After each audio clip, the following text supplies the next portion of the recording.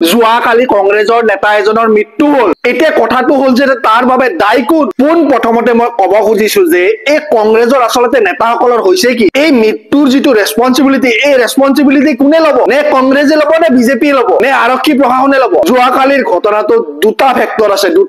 সেই দুটা ফেক্টৰৰ বিষয়ে মই আজি আপোনালোকক কম বুলি ভাবিছো। প্ৰথম ফেক্টৰটোৱে হল যে কংগ্ৰেছ দলটো আৰু এই কংগ্ৰেছ দলৰ ব্যাগুম নেতাসকল। 2 নম্বৰ ফেক্টৰ হল বিজেপি আৰু লগতে আমাৰ আৰক্ষী প্ৰশাসন। এতিয়া আহো মেইন টপিকলৈ যে আচলতে যোৱাকালিৰ যিটো ঘটনা হল, সেই ঘটনাটো ৰেছপন্সিবিলিটি কংগ্ৰেছৰ এই নেতাসকলে ল'ব লাগিব। এই যে কংগ্ৰেছৰ নেতাসকল আছে, ভূপেন বৰাকে ধৰি ডাঙৰ নেতাসকলে, এওঁলোকে যে আন্দোলন কৰিবলৈ ৰাজপথত ওলাই যায় একো আগগুৰ নোচোৱাকে, একো পাৰমিশন নোলোৱাকে, আৰু ফলত ভুক্তভোগী কোন হয়? সাধাৰণ কৰ্মীসকল। আপুনি এই ৰাজনৈতিক দলৰ যিমান আন্দোলন হৈছে আপোনালোকে নিজে চাওকচোন এবাৰ, আজিলৈকে কোনোবা নেতা বা মন্ত্ৰীৰ মৃত্যু হৈছে নে? মৃত্যু হৈছে যদি সাধাৰণ খাটিখোৱা লোকৰ, দলৰ সাধাৰণ কৰ্মীসকলৰ। মৃত্যুৰ পিছতে 10 দিন 12 দিন মান হাই হল্লা হব, তাৰ পিছত আৰু পাহৰি যায় সকলোৱে। যোৱাকালি যিজন ব্যক্তিৰ মৃত্যু হল তেখেতৰ 2জন ল'ৰা ছোৱালী আছিল, লগতে তেখেতৰ পত্নী আছে, ফেমিলি এটা আছে। সেই ফেমিলিৰ ৰেছপন্সিবিলিটি কোনে ল'ব?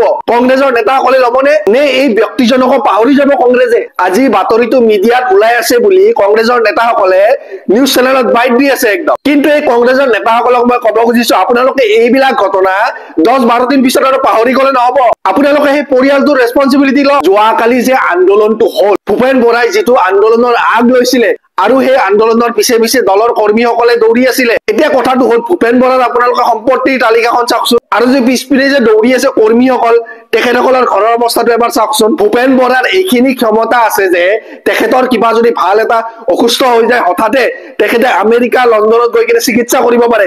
কিন্তু দলৰ এই সাধাৰণ কৰ্মীসকলে আমেৰিকা লণ্ডন গৈ কিনে চিকিৎসা কৰিব পৰা ক্ষমতা আছেনে? গতিকে মই দলৰ এই সাধাৰণ কৰ্মীসকলক কব খুজিছো, আপোনালোকে নেতা মন্ত্ৰীৰ পিছে পিছে দৌৰি থকা বাদ দিয়ক, আপোনালোকে নিজৰ পৰিয়ালৰ কথা চিন্তা কৰক। আপোনালোকৰ যদি কিবা হৈ যায়, ভুক্তভোগী কোন হয়? আপোনালোকৰ পৰিয়ালটো। গতিকে আপোনালোকে যিকোনো এটা আন্দোলনৰ যোৱাৰ আগতে 10 বাৰ চিন্তা কৰক, 10 বাৰ। আপোনাৰ কাৰণে আপোনাৰ পৰিয়াল ৰখি আছে ঘৰত, আপুনি এই নেতাসকলৰ পিছে পিছে দৌৰি লাভ নাই একো। এতিয়া আহো 2 নম্বৰ টপিকলৈ, আমাৰ আৰক্ষী প্ৰশাসন তথা বিজেপি চৰকাৰ। যোৱাকালিৰ ঘটনাটো যদি আপোনালোকে চাই, অকল কংগ্ৰেছীসকলে আঘাতপ্ৰাপ্ত হোৱা নাই, তাত বহুতো সাংবাদিকো আঘাতপ্ৰাপ্ত হৈছিল। এতিয়া কথাটো হল যে আমাৰ এই আৰক্ষী প্ৰশাসনে 100, 200, 300 মানুহৰ ভিৰ এটা যদি কন্ট্ৰল কৰিব নোৱাৰে, যদি ৰাজপথত হাজাৰ মানুহ ওলাই আহে, তেতিয়া কি কৰিব? তেতিয়াতো গুলি চলোৱাৰ বাহিৰে একো অপচনে নাথাকিব। ইমান দুৰ্বল নে আৰক্ষী প্ৰশাসন যে যধে মধে আপোনালোকে টিয়াৰ গেছ মাৰি দিছে আৰু ফলত বহুতো লোক আঘাতপ্ৰাপ্ত হৈছে।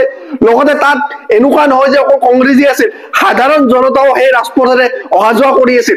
লগতে তাত বহুতো সাংবাদিকো আঘাতপ্ৰাপ্ত হৈছিল যোৱাকালি। কিন্তু মই সেইবিলাক কথা বাদ দিলি, সাধাৰণ জনতাৰ যদি কিবা এটা হলে হয়, আৰক্ষী প্ৰশাসনে ৰিস্ক ললে হয়। কালি যদি মোৰ পৰিয়ালৰ কোনোবা মানুহ সেনেকে ৰাস্তাত গৈ থাকোতে আঘাতপ্ৰাপ্ত হলে হয়, সেই ৰেছপন্সিবিলিটিটো আৰক্ষী প্ৰশাসন তথা চৰকাৰে ললে হয় নে? ইমান দুৰ্বল নে আপোনালোকে? এটা ভিৰ কন্ট্ৰল কৰিব নোৱাৰিলে, মিডিয়াৰ আগত ডাঙৰ ভাষণ দিব আপোনালোকে, কিন্তু হাতে কামে একো নাই, জিৰো। দুৰ্বল প্ৰশাসন। আৰু মই এই বিজেপি চৰকাৰখনক সুধিব খুজিছো, আপোনালোকে পুলিচ প্ৰশাসন এই যন্ত্ৰটো যি আছে, এই মেকানিজিমটো কিয় ষ্ট্ৰং নকৰে? আপোনালোকে যধে মধে যি টি অৰ্ডাৰ দি দিয়ে আপোনালোকে। সাধাৰণ জনতাৰ আজি জীৱনৰ মূল্য নোহোৱা হৈ গৈছে, সাধাৰণ জনতাই আজি ৰাজপথত ওলাব নোৱাৰে। এই দিন চাবলৈ ৰাইজে আপোনালোকক ভোট দিছিলে নেকি? মই এই চৰকাৰখনক সুধিব বিচাৰিছো, ইমান বেয়া দিন হৈ গল, আজি সাধাৰণ জনতা ৰাজপথত ওলাব নোৱাৰে। অতি হাস্যকৰ বিষয় যে যোৱাকালি ঘটনাটো হোৱাৰ পিছতে আজি আপোনালোকে কি কৰিলে? গুৱাহাটীত ধাৰা এটা লগাই দিলে যে 5 জন মানুহ এটা জায়গাত থাকিব নোৱাৰে। আৰে এইবিলাক কি গণতান্ত্ৰিক দেশ নে? আমি ডিক্টেটৰশ্বিপৰ আণ্ডাৰত আছো? গধূলি হলে 5 জন মানুহ একেলগে গৈ কিনে একাপ চাহ খাব নোৱাৰে এতিয়া গুৱাহাটীত। ইমান ভয়াতুৰ নে আপোনালোকে? অসমখন হাজাৰটা সমস্যাৰে জৰ্জৰিত হৈ আছে। মূল্য বৃদ্ধি সমস্যা, নিবনুৱা সমস্যা, গৰাখহনীয়া সমস্যা, বানপানী সমস্যা, আৰু কিমান হাজাৰ সমস্যা আছে। সেই সমস্যাসমূহ আপোনালোকে দূৰ কৰিব নোৱাৰিলে আজিলৈকে। সাধাৰণ জনতাক কেনেকে দবাই ৰাখিব পাৰি, সাধাৰণ জনতাক কেনেকে হাৰাশাস্তি কৰিব পাৰি, সেইবিলাকত নাম্বাৰ 1 এই চৰকাৰখন। আজি সাধাৰণ জনতাই বিলাহী 1 কিলো, আলু 1 কিলো কিনি খাব নোৱাৰে দোকানৰ পৰা। এনেকুৱা ভয়ংকৰ পৰিস্থিতি হৈ গৈছে। আৰু সেই বিষয়ে যদি আমাৰ এই চৰকাৰখনৰ যোগান মন্ত্ৰী ডাঙৰীয়াক যদি সংবাদ মাধ্যমে প্ৰশ্ন কৰে তেখেতে আবুল তাবুল বোকা আৰম্ভ কৰি দিয়ে। গতিকে সময় থাকোতে বুজি উঠা ভাল। মই চৰকাৰখনক কৈছো, লগতে মই বিৰোধী দলসমূহকো কৈছো, আপোনালোকে সময় থাকোতে বুজি উঠা ভাল। সাধাৰণ লোকৰ লগত আপোনালোকে খেলা নেখেলিব। এই ডাঙৰ ডাঙৰ নেতাসকলৰ ফলত আজি সাধাৰণ জনতা ভুক্তভোগী হৈ আছে। কি বিৰোধী শক্তি, কি শাসনত থকা শক্তি, সকলো একেই ছেম। গতিকে সময় থাকোতে আপোনালোকে বুজি উঠা ভাল। সাধাৰণ মানুহৰ লগত যদি আপোনালোকে খেল খেলে, সেই খেলৰ পৰিণাম কিন্তু ভয়ানক হ'ব। মই নেতা মন্ত্ৰী বিধায়কসকলক ক'ব খুজিছো, আপোনালোকে পাহৰি যাব নালাগে যে ৰাইজ নাম্বাৰ ওৱানত। ৰাইজে আপোনালোকক বনাইছে, আৰু ৰাইজে যদি অতিষ্ঠ হয় তেতিয়াহ'লে ৰাইজে আপোনাক যেনেকে বনাইছে সেনেকে নমাইও দিব পাৰে। সেইখিনি শক্তি ৰাইজৰ আছে। আৰু মই কংগ্ৰেছ দলটোক ক'ব খুজিছো, আপোনালোকে এই যে যোৱাকালি যিটো ঘটনা হ'ল, সেই ঘটনাটোত যিজন লোকৰ মৃত্যু হ'ল তেখেতৰ পৰিয়ালৰ ৰেছপঞ্চিবিলিটি আপোনালোকে ল'ব লাগিব।